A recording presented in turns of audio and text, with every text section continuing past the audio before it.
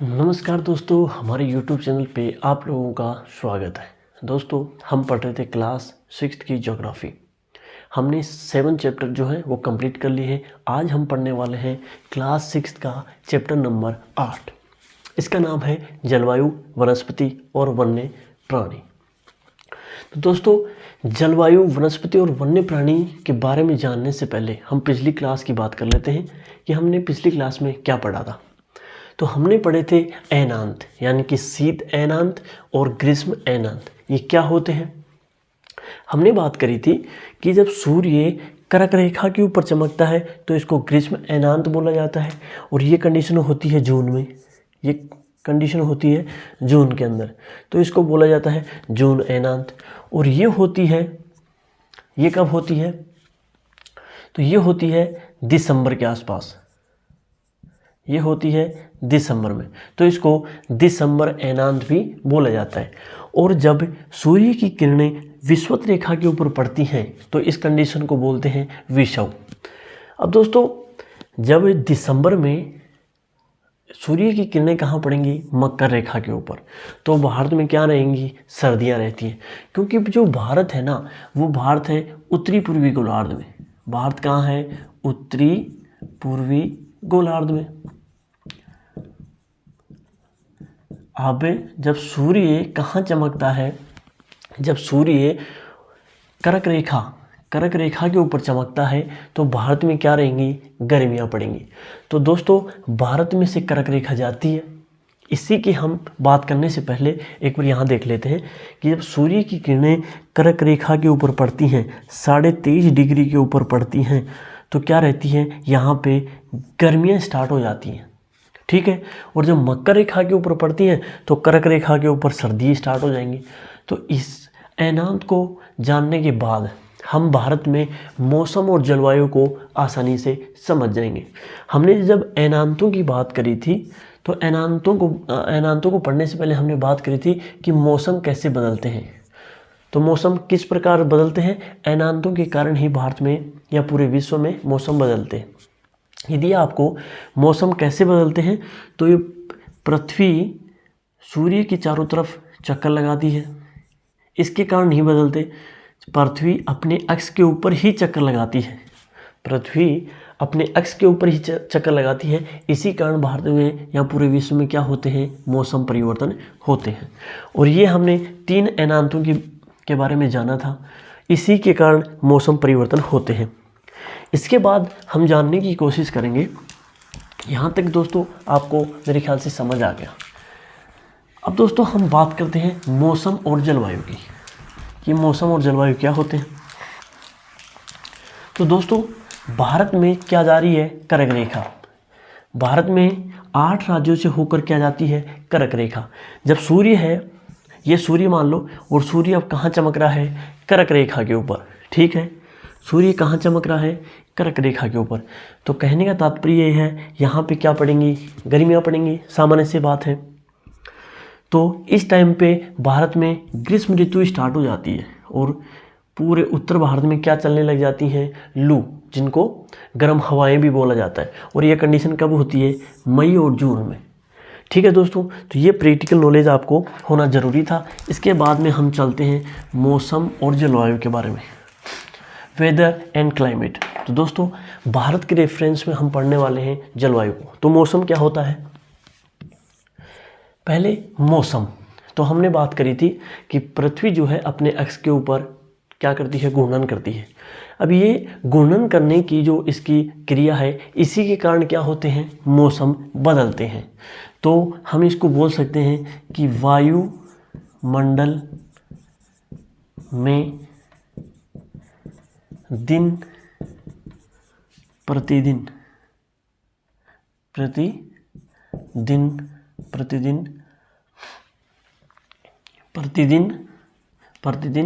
होने वाले परिवर्तन ही क्या होते हैं?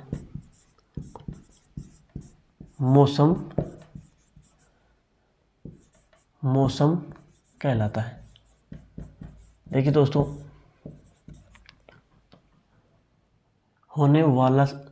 होने वाला परिवर्तन ही मौसम कहलाता है।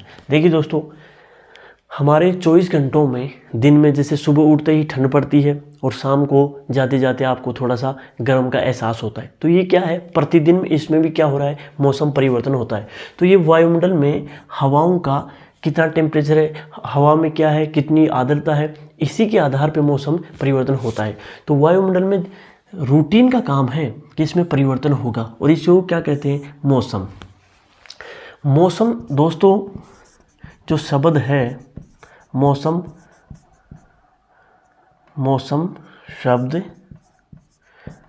मौसीम से बना है। मौसीम अरबी शब्द से बना है, अरबी शब्द से बना है, बना। तो दोस्तों ये शब्द कहाँ से आया, मौसीम, ये आया था अरब भाषा से, ठीक है। इसके बाद में हम बात करते हैं कि जो परिवर्तन हो गया। अब भारत में मुख्यतः कौन कौन से मौसम आते हैं, भाई भारत में कौन कौन से मौसम आते हैं, तो इसकी बात हम करेंगे कि भारत में मुख्यतः जो ऋतुएं होती हैं, ऋतु वो तो डिपेंड करती हैं जलवायु के ऊपर, और हम बात कर रहे हैं किन की, मौसम की। तो मौसम के बारे में आपको इतना ही जानना है कि दिन प्रतिदिन की जो कंडीशन होती है उसको हम क्या बोलते हैं, मौसम। अब बात करते हैं हम किसकी, क्लाइमेट की, यानी कि जलवायु की। इसको एक बार आप नोट कर लो। इसके बाद में दोस्तों हम बात करते हैं कि मौसम भारत में कौन कौन से पाए जाते हैं, ठीक।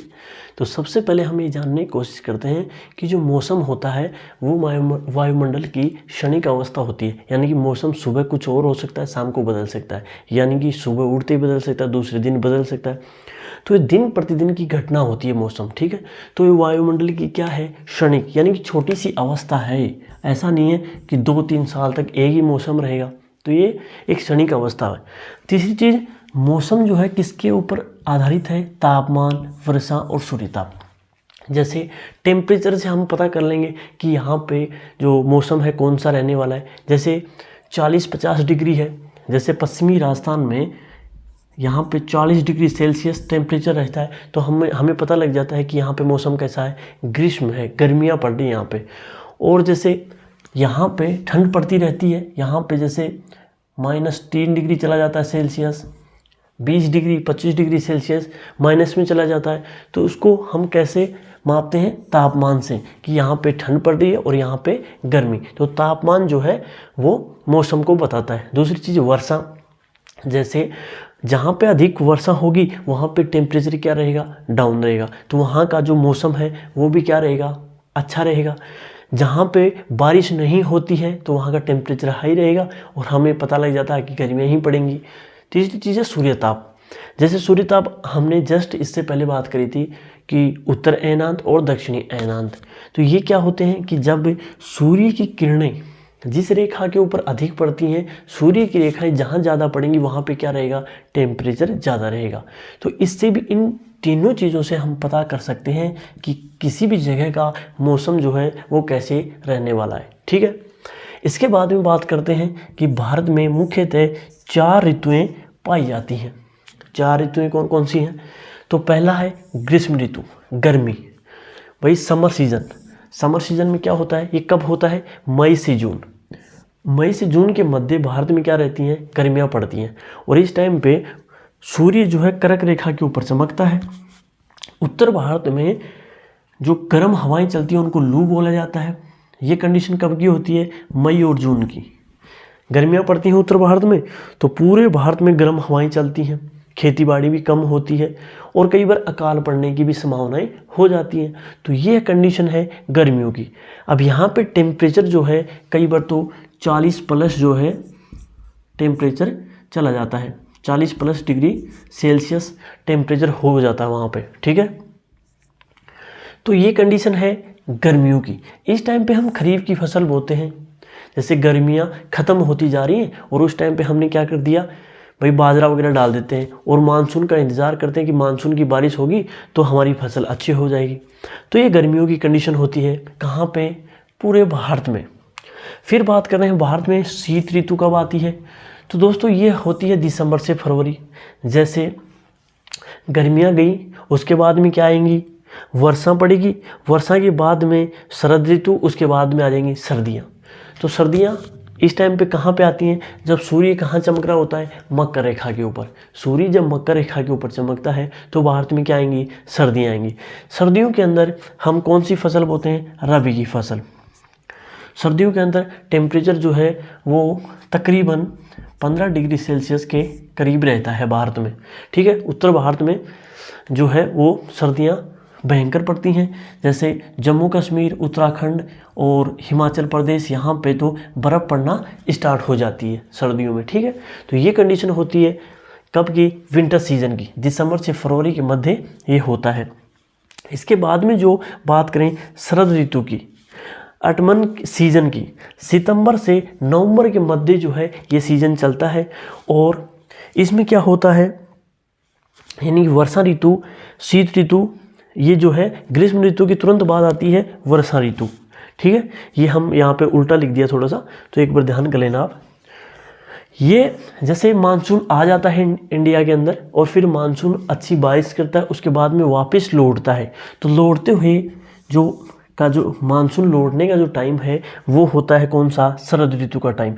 तमिलनाडु और दक्षिण भारत में क्या होती है, वर्षा होती है, यहाँ पे भयंकर बारिश यहाँ पे देखने को मिलती है। यहाँ पे इस एरिया में भयंकर बारिश देखने को मिलती है और इसको क्या बोलते हैं, मानसून लौटने का समय। यानी कि सितंबर में मानसून क्या हो जाता है, लौट जाता है। अब बात करते हैं हम वर्षा ऋतु की, कि वर्षा ऋतु कौन सी होती है। तो दोस्तों गर्मियों के तुरंत बाद भारत में मानसून आ जाता है, ठीक है। गर्मियों के तुरंत बाद जो है मानसून आ जाता है और ये कंडीशन कब की है, इसकी जुलाई की। जून भयंकर गर्मियाँ पड़ती हैं और जून पड़ने के बाद तुरंत क्या आता है, जुलाई। तो जुलाई में क्या होती है, यहाँ पे टेम्परेचर हाई रहता है, ठीक है। और मैंने कल परसों आपको पढ़ाया था, उच्च दाब से निम्न दाब की तरफ हवाएं चलती हैं। तो यहाँ पे तो निम्न दाब रहता है और उच्च यहाँ पे होता है, यानी कि उच्च यहाँ पे रहता है, निम्न यहाँ पे, यानी कि टेम्परेचर यहाँ पे हाई रहता है, तापमान क्या रहता है, हाई रहता है यहाँ पे, और यहाँ पे टेम्परेचर कम रहता है। तो यहाँ से हवाएं ऊपर की तरफ चलेंगी और यहाँ पे फिर बारिश करती हैं, ठीक है, यहाँ पे बारिश कर देती हैं, ठीक है। और ये सीज़न, इसको क्या बोला जाता है, मानसून आगमन, रेनी सीजन, ठीक है। इस टाइम पे बारिश होती है और ये जो है पूरे भारत में जो है इस टाइम पे एक अलग ही माहौल रहता है।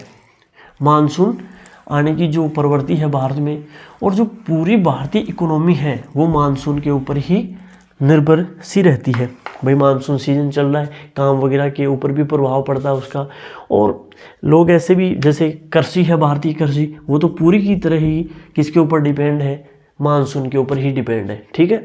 तो ये चार मौसम जो है भारत में मुख्यतः देखने को मिलते हैं, ठीक है दोस्तों। इसके बाद में बात करते हैं हम जलवायु की। इसके बाद में दोस्तों मौसम के बाद में बात करते हैं हम क्लाइमेट की।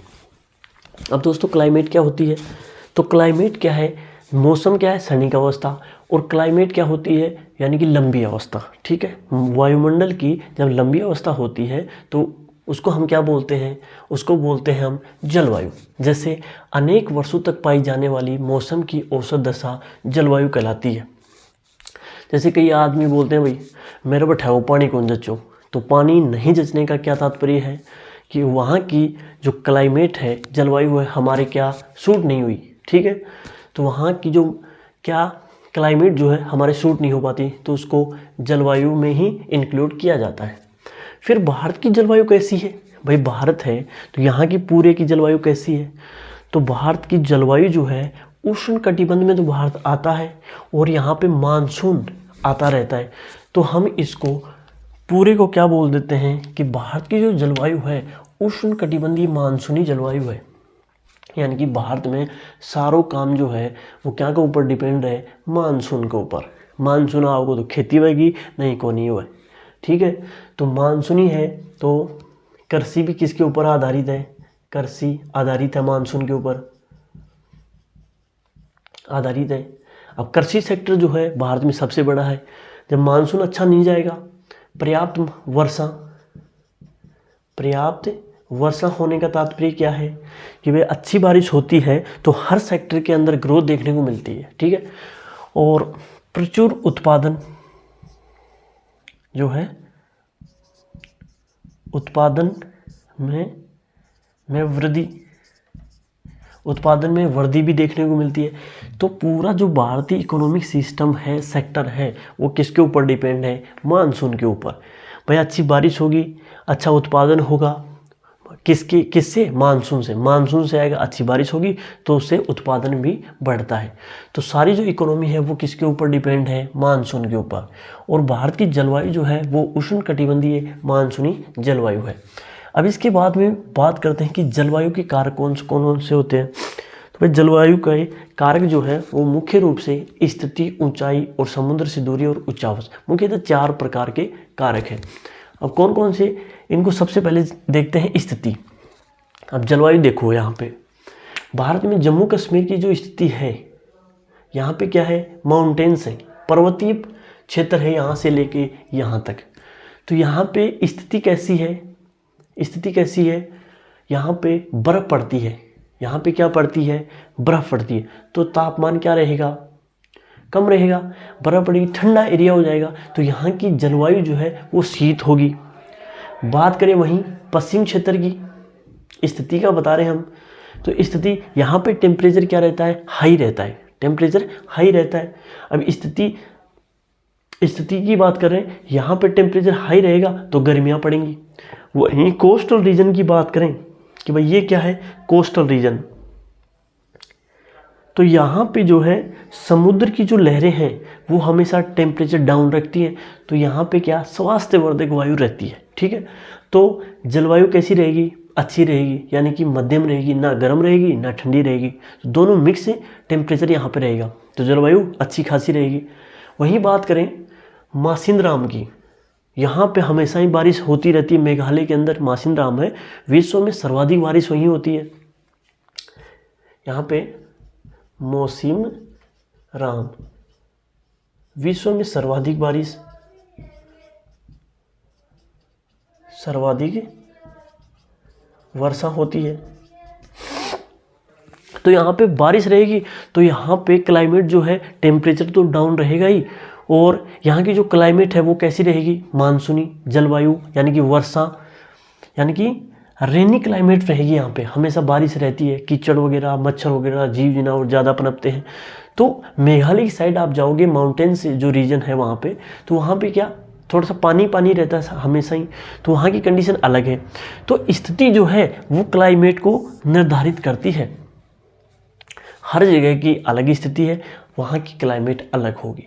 माउंटेन्स में जो है टेम्परेचर डाउन रहेगा तो यहाँ पे ठंड ज़्यादा पड़ेगी।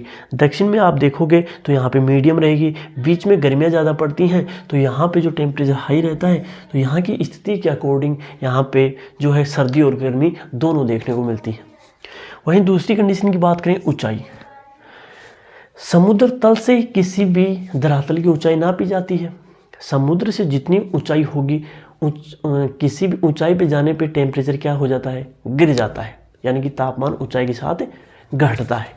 अब यहाँ पे आपने माउंटेन्स देखे हैं, माउंट एवरेस्ट है, कंचनजंगा है, धौलीगिरा, ये जितने भी माउंटेन्स हैं यहाँ, इनकी ऊंचाई हाई रहती है तो इनकी टोपियों के ऊपर क्या? बर्फ़ पड़ती है। तो यहाँ की जो क्लाइमेट है वो क्या रहेगी? ठंडी रहेगी। वहीं बात करें समुद्र तल से ऊंचाई जो है वो मध्य भाग की बिल्कुल ही नहीं है, 200-300 मीटर ही इतनी ही रहती है। तो यहाँ की जो टेम्परेचर जो है कम रहेगा। भाई ऊंचाई जितनी ज़्यादा रहेगी टेम्परेचर उतना ही कम रहेगा।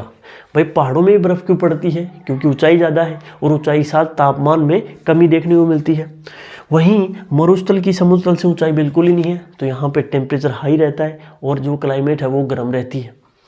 वहीं बात करें समुद्र के जो टच में है वो क्षेत्र, जहाँ पे क्लाइमेट बिल्कुल नहीं रहती, समुद्र तल से ऊंचाई भी ज़्यादा नहीं है, तो वहाँ पे तापमान क्या रहेगा?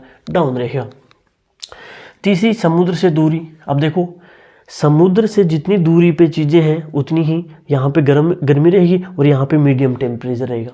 यहाँ पे अरब सागर है तो यहाँ पे समुद्र के करीब जो क्षेत्र हैं वहाँ की जो जलवायु है वो कैसी रहेगी?